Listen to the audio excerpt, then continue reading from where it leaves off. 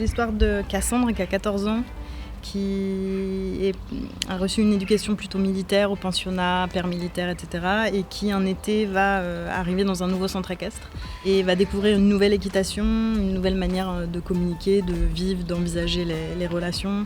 Et grâce aux rencontres qu'elle va faire là-bas, grâce aux animaux, elle va réussir à changer son regard sur sa famille et s'en émanciper.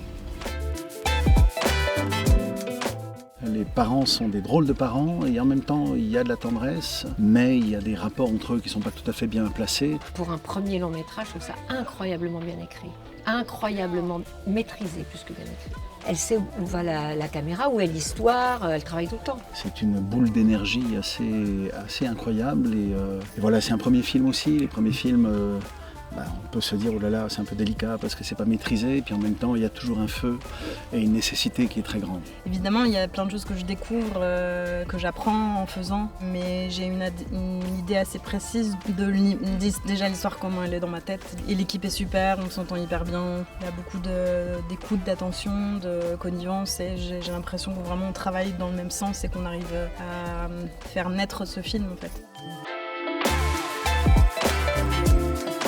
Le fait qu'on ait eu cette région, c'est une chance aussi parce que c'est la région qui choisit des projets, qui choisit de soutenir un projet ou un autre. Et je suis née en Maine-et-Loire, j'ai grandi au Lion d'Angers, donc à 30 bornes d'ici.